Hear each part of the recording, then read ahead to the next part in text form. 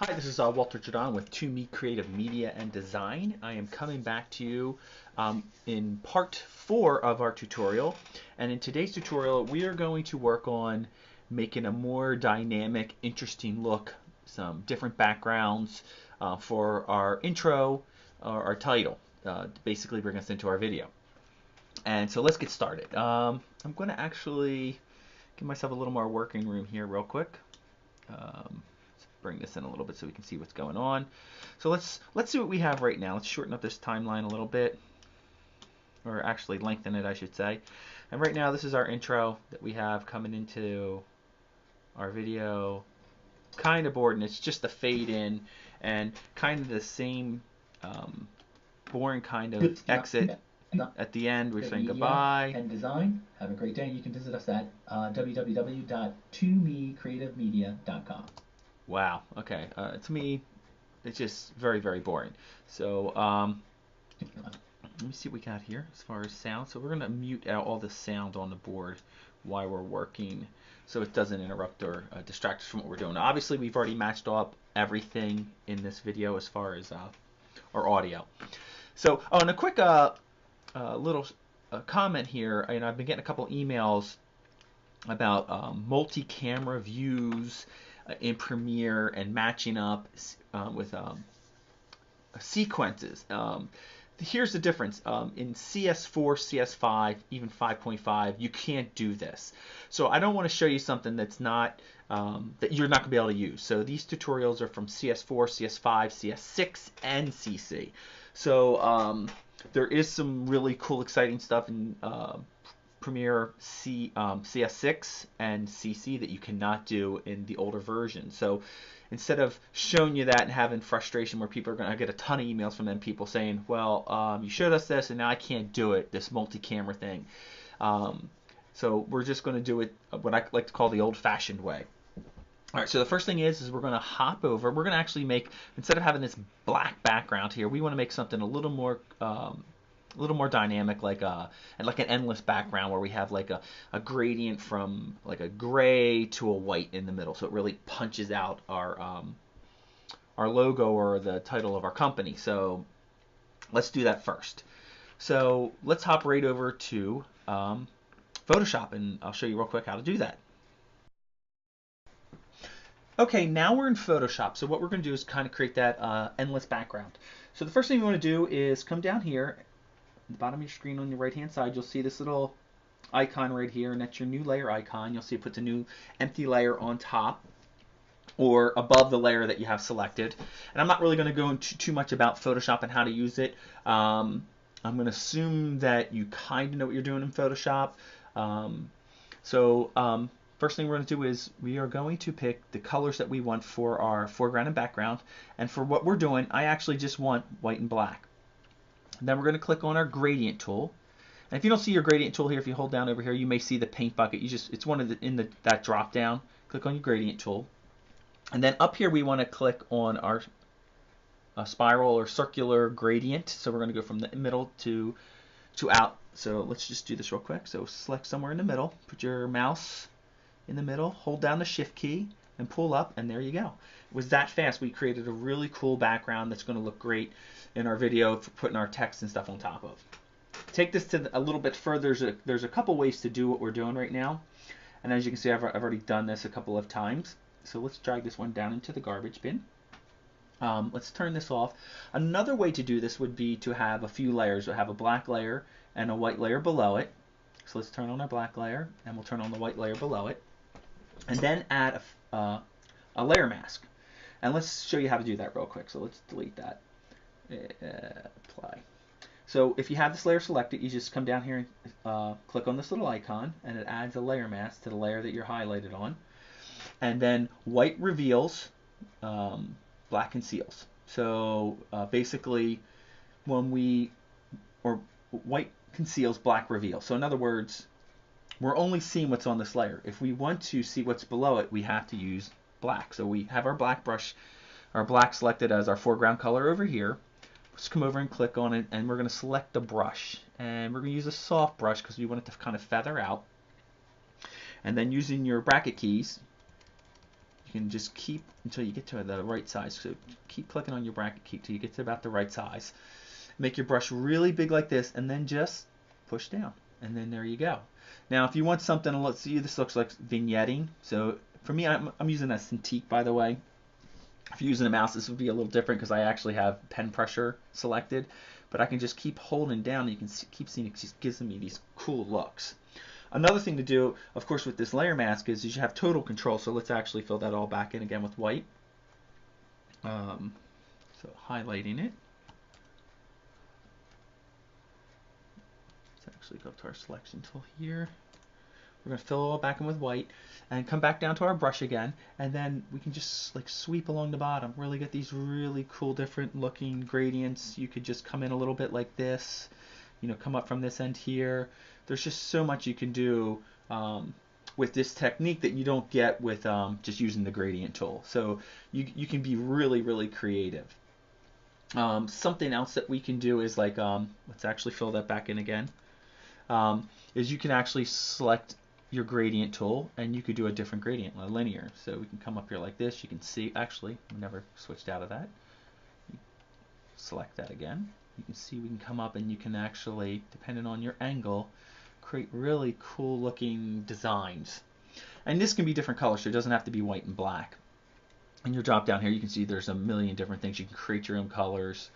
If you want to show a picture below, you could use something like this, or this right here.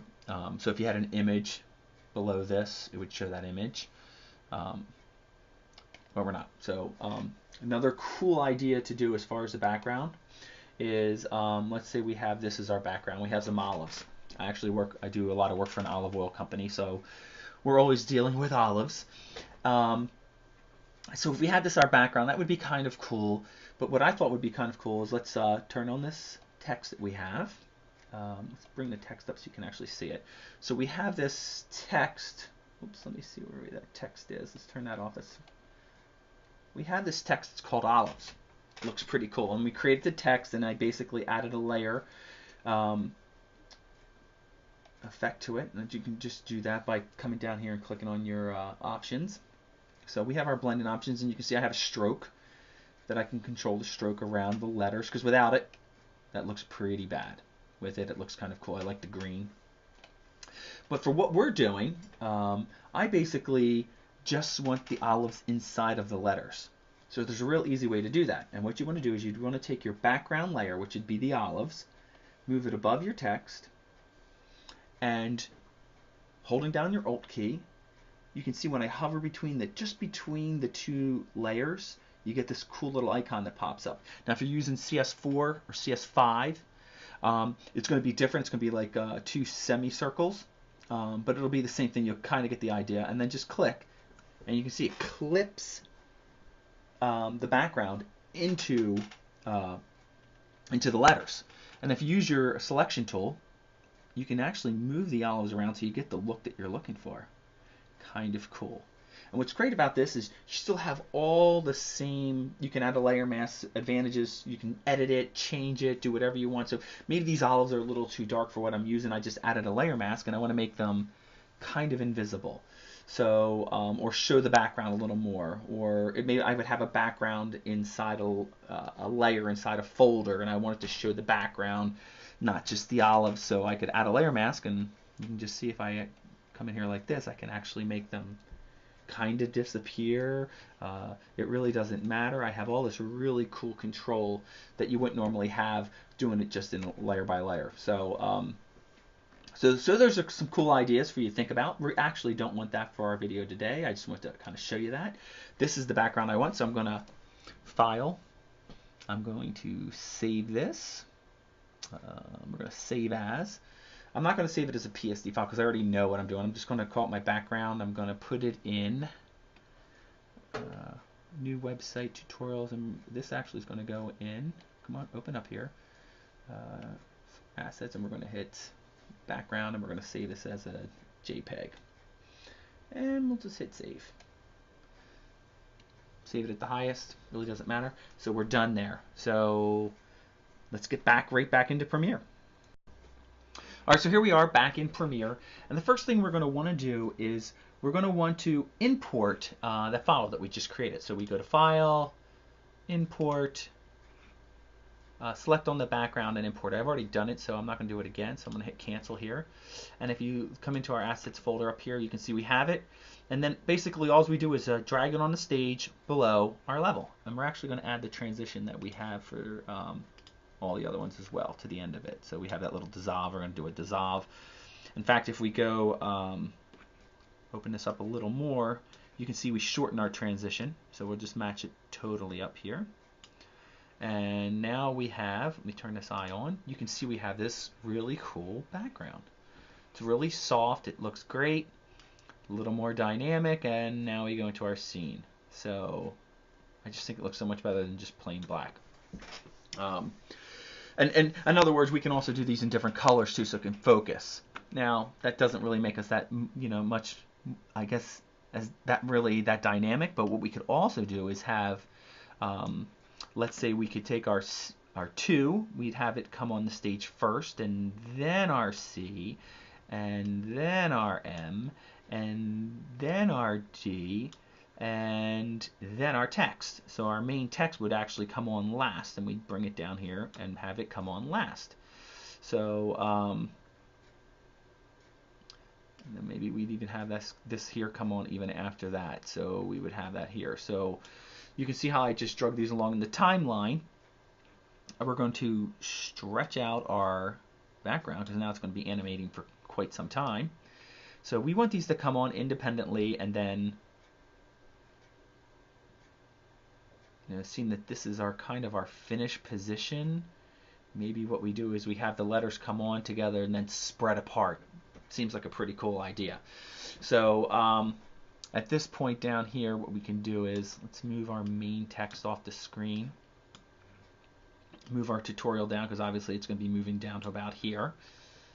And if you don't know how to do what I'm doing right now, go back and watch video 1 because we've already covered all this. So I'm going to say right here at this very end point, and we want all these to show at this point, so we're just going to drag them out. So we're making like a set of steps.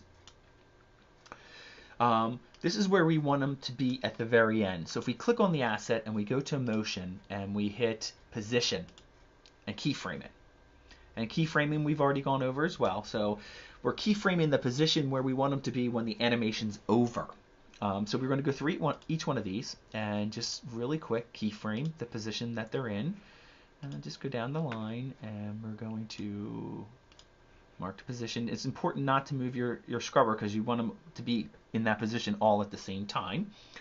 So let's go down to the last one here, and we're going to keyframe that as well. So then maybe at the very beginning we have the M's kind of looks like it's in the middle here, so we're going to work on the C first. So at this point in time, okay, so they all come on screen, and they're all on screen right around here. So when the D comes on, leave D on for a second, and then we'll have the animation happen. So we're going to have the D, bring it over next to the M like this. We're going to have the C, bring it over, and then we're going to have the 2, and let's bring it over as well. So what is this going to look like? So let's go through the animation. They're going to spread out, and when they get to their final position here, we can have the text underneath come on. So we're going to actually stretch all of these. We're going to stretch all these out to meet up with the end of our text, I should say. Well, actually, right to the end.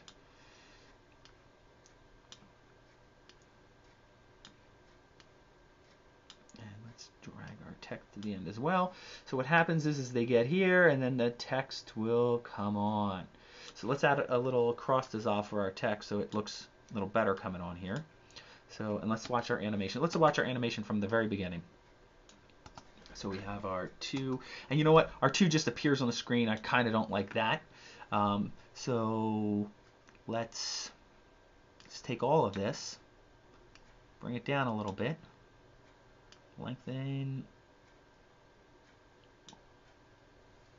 let's see, we want to just lengthen our background here, and we want to lengthen the front too just a little bit, and then we're going to put across the Zob to start it out. So as it comes on, and we could do that for each one, but we're going to shorten this too, man. I just think that's way too long. So we're going to have these fade on the screen one at a time. They're not going to be on the screen automatically. So let's see how that looks. So let's go back. We have this background. 2 C M. We can have some music going on too here too. And then they spread apart and our background fades on. So at this point, we can see our animation's not done here, and we have our text coming on. That's not cool. Our animation has to be done. So there it's done. So let's move this down. Looks like it got moved actually. So let's now see what it looks like. So we're going along. They spread apart. As soon as they get to a certain point, all the rest of the text comes in. Kind of cool. And then we would have that across the Zob to this as well. Our background comes in. Our other background. So let's actually, with that said, let's take these 3. Let's actually move this over. Let's take these 3, move them up. Let's move this down to match up with this, because maybe we want the text in that background to come on at the same time. Maybe just a little offset. As it comes on, the words come on, and then the bottom. Very cool, very cool. And then we're going to go into our video. Cool. So makes it a little more dynamic, a little more interesting to watch. Takes a little bit of time. We could actually shorten this whole thing, but I think there's plenty, especially if there's some background music going on. This will look, and we'll get into that in one of our other videos. This will look pretty cool and pretty dynamic. Kind of cool. I like it.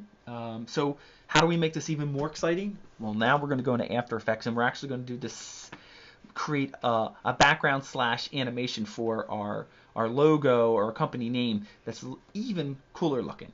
And we're going to do that in After Effects. So let's hop over to After Effects. And we'll do that, and then we'll import that into the scene.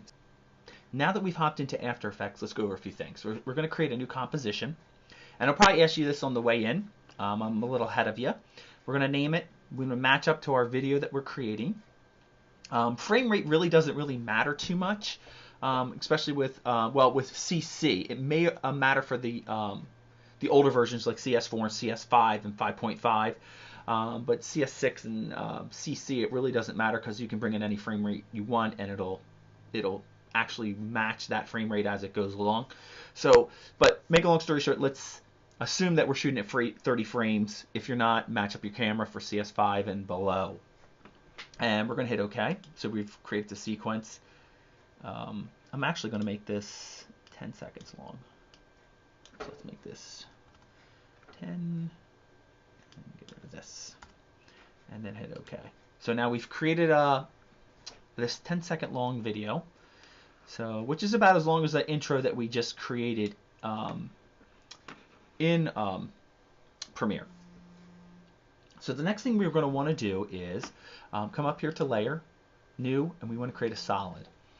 And After Effects, and a lot of people that use Premiere don't use After Effects. They stick with Premiere for everything. I love After Effects for my green screening, doing anything creative, anything absolutely wild you have to do in After Effects. Premiere is basically for video editing. I mean, they have some cool features, but After Effects trumps Premiere 10,000 times over. But for editing, I create everything in After Effects and edit it in Premiere. So, you know, it serves its purpose, is what I'm saying. So we're going to create this new layer, and we're just going to call it background. And you have to do this. So in After Effects, you create solids, and then you do things to solids, like create effects and stuff like that. So we're going to hit OK, and I'll show you what I mean here in a second. So it's throwing it down into our timeline here. So what we want to do is we want to click on it, make sure it's highlighted, and then we want to go up to Effects, and we want to generate a ramp. So let's find our generate gradient ramp. There it is. Now this is pretty much, and we're going to Command minus so we can see this a little bit. This is kind of like what we did in Photoshop, but we can do this now in After Effects as well. So what we want to do is we want to have a radial ramp, and with our radial ramp selected, and you can see if we drag our points around, we can change how the ramp looks and what it does. We can drag this anchor point wherever we want and create really cool looking ramps. But we want this kind of just right in the middle. And then what we want to do is we want to change our colors. So I'd probably have this one as our white and hit OK. This one be our black. Hit OK. Go, and then we can just change the size like this. And this kind of looks exactly like what we have already done. So I'm going to make it just a little bit bigger. Then we can see it. So next we want to do is we want to do something with our text. So with our text tool selected up here, we want to click in here. We want to go to me, creative, media, and design. Okay, and then we want to kind of take this and we want to grow it up a little bit. You want to kind of move it on the page wherever you want it. That's kind of good for me for right now. And then you have all these, obviously, all the normal controls that you would normally have. You can change the color. I want to make it, let's say, black. What else I want to do to it? Everything else we're going to do with an effect. So you can also add drop shadows and stuff like that. And you can see I just actually, by accident, changed the font. I kind of actually like the accent, happy accident there. I think it looks great. So now that we have it, we can click on this layer, and then we want to go to Effects. And in here we want to put text. And then they give you these really cool text effects that you can use. And let me close up some of these. So we want a text animation.